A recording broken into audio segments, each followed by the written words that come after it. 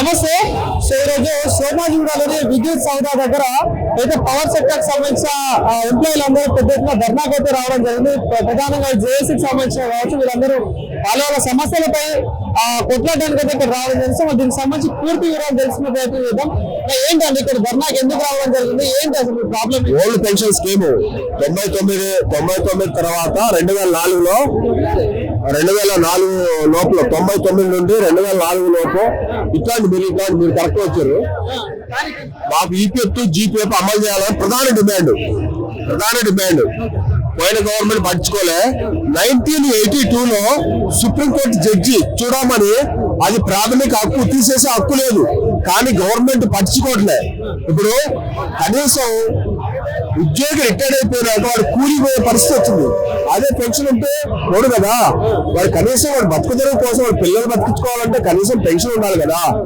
ఒక ఎమ్మెల్యేకి 5 సంవత్సరాలు చేస్తున్నాం, మీకు పెన్షన్, నీకు లాటరీ.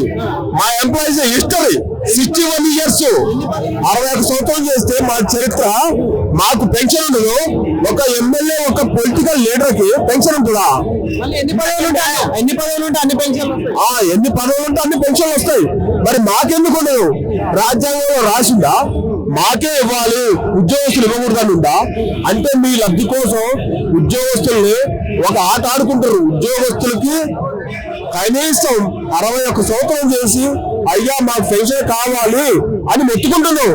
నువ్వు 5 సంవత్సరాలు నువ్వు లాటరీ పోస్ట్ నీది, 5 సంవత్సరాలకి నీకు పెన్షన్ ఉంటుంది. 61 సంవత్సరం చేసే ఉద్యోగికి పెన్షన్ ఉంటుందా? వై ఎందుకుంటుందో? కాబట్టి మాకు పెన్షన్ 100% అమలు చేయాలి. 1982లో సుప్రీంకోర్టు జడ్జి చూడమని మీకు ప్రాథమిక హక్కు తీసేసే హక్కులు లేవు అని ఆయన ఆ రోజే ప్రకటన చేసింది.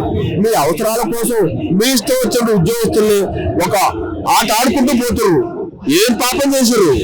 ఉద్యోగస్తులకి పెన్షన్ లేకపోతే వాడు ఎలా తిరిగి బతుకుతాడు? రిటైర్ అయినాక వాడు అడుక్కొని తింటాడా బొచ్చ పట్టుకొని?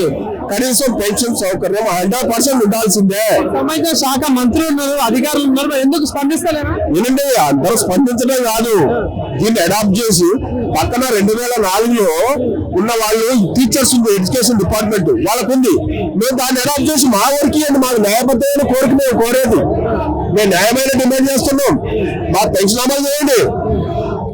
ఇప్పుడు మేము కనీసం రిటైర్డ్ అయిపోయినాక ఉద్యోగస్తులు కూలిపోవటం అంటే ఎంత దరిద్రం. కూలిపోవటం చేతనైద్దా? ఆ టైంలో చేతనైద్దా? వాడేమో కూర్చొని తిని పిల్లలు బతికించుకోవడం కోసం కనీసం అన్నం తినడానికి డబ్బు ఉండాలి కదా. ఇప్పుడు బాబు ఇది ఇంపార్టెంట్. మా ప్రధాన డిమాండ్ ఒకటే, మేము గట్టిగా మొత్తుకునేది మాకు పెన్షన్ అమలు చేయాలి. ఒక పొలిటికల్ లీడర్ కి పెన్షన్ ఉంటుంది, ఒక ఉద్యోగస్తుడికి ఎందుకు ఉండదు? 61 సంవత్సరం మాది హిస్టరీ, నీది లాటరీ. 5 సంవత్సరాలు నీది భాగవతం, మాది హిస్టరీ. మాకుండదు, మీకెందుకు ఉంటుంది?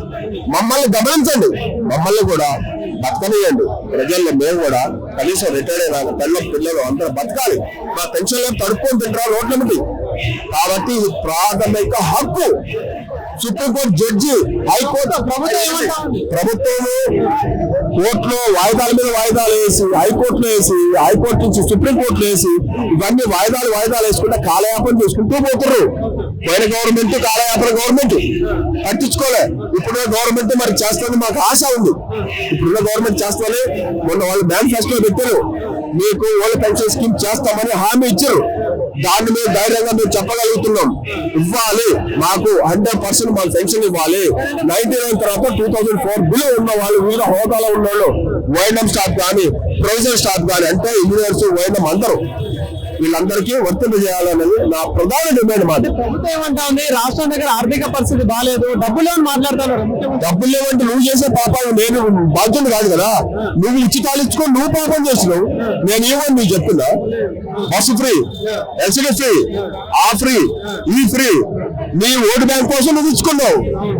నా ప్రాథమిక హక్కుగా నేను అడిగేది ఏంటంటే నా పెన్షన్ ఇవ్వాలి. కష్టపడుతున్నావు, 61 సంవత్సరం మాది. నువ్వు 5 సంవత్సరాలు ఉంటే వెళ్ళిపోతావు, ఇంతగా ఓడితో తెలియదు. మీకు పెన్షన్ ఉంటుంది, మాకు పెన్షన్ ఎందుకు ఉండదు?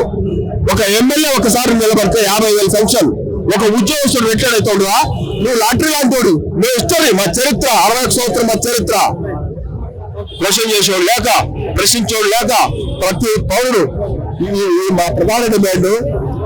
ఒక్కొక్కరు ఇప్పటికి రిటైర్డ్ అయిన మా ఎంప్లాయీస్ కూలికి పోతారు.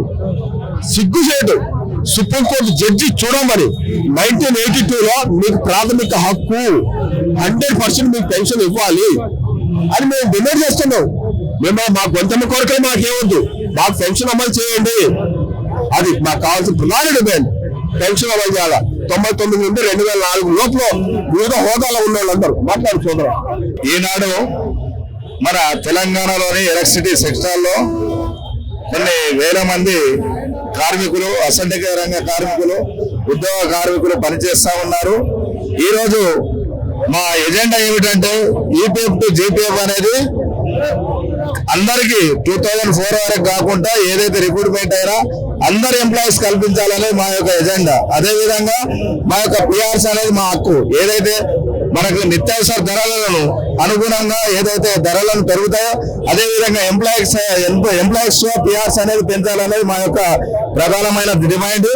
అదేవిధంగా ఆర్టిసన్స్ కానీ అందరి కార్మికులు కానీ ఏపీఎస్సీ రూల్ వర్తిస్తూ వాళ్ళకు ఆర్టిజన్లకు ఏపీఎస్సీబీ రూలు, అన్మెన్లకేమో ఆర్టిజన్ రూల్స్ కల్పించాలని చెప్పి ప్రధానమైన డిమాండ్.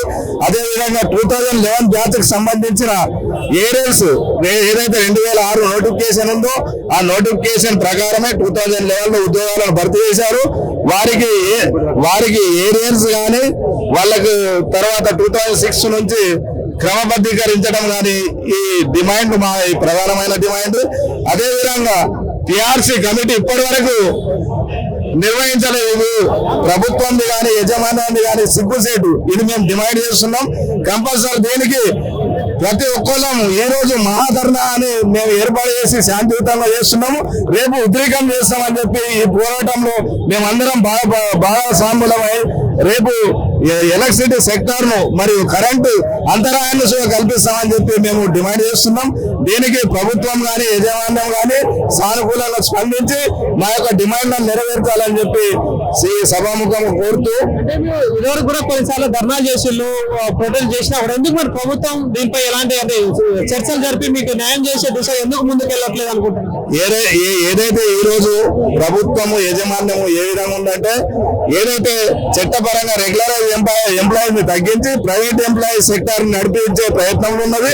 ఇది ఏదైతే మన ఏపీఎస్సీబీ రూల్స్ ఇప్పుడు ప్రైవేట్ వాళ్ళకి అప్పచెప్పే విధంగా ముందంజలు ఉన్నది కాబట్టి దీన్ని అడగదొక్కటానికే చూస్తున్నారు అనేది మా అభిప్రాయం.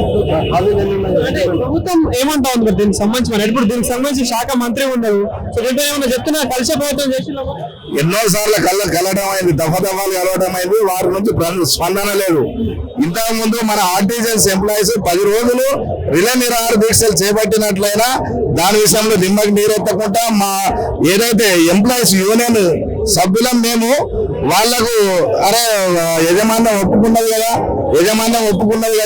నేడో రేపు మనకు న్యాయం జరుగుతుందని చెప్పి మేము ఉద్యమాన్ని విరమించజేసినా ఈ రోజు వరకు స్పందన లేదు ప్రభుత్వం నుంచి. ఏదైతే నలుగురు చేసే దగ్గర ఒక్కళ్ళు ఇద్దరమే చేస్తున్నాము. రిక్రూట్మెంట్స్ అనేది ప్రధానమైనది. జేఎల్ఎం క్యాడర్ వాళ్ళకి కానీ మన ఆర్టిజన్స్ వాళ్ళకి కానీ రిక్రూట్మెంట్ చేయాలా. సబ్ స్టేషన్లలో ఖాళీలు పూర్తి స్థాయిలో లేవు. ఒక్క సబ్ స్టేషన్ లో 4 వ్యక్తులు ఉండవలసి వస్తుంది. 4 ఆపరేటర్లు, ఒక వాచ్మెన్ ఉండవలసిన పరిస్థితి.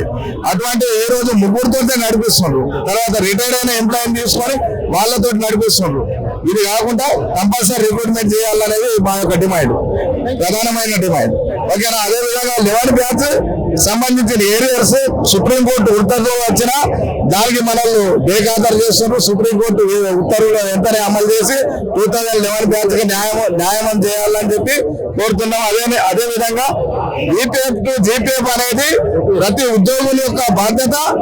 ఇది కావాల్సిన 2004 రిక్రూట్మెంట్ అయిన ప్రతి ఎంప్లాయీకి వర్తించాలని చెప్పి మా యొక్క డిమాండ్. ఓకే.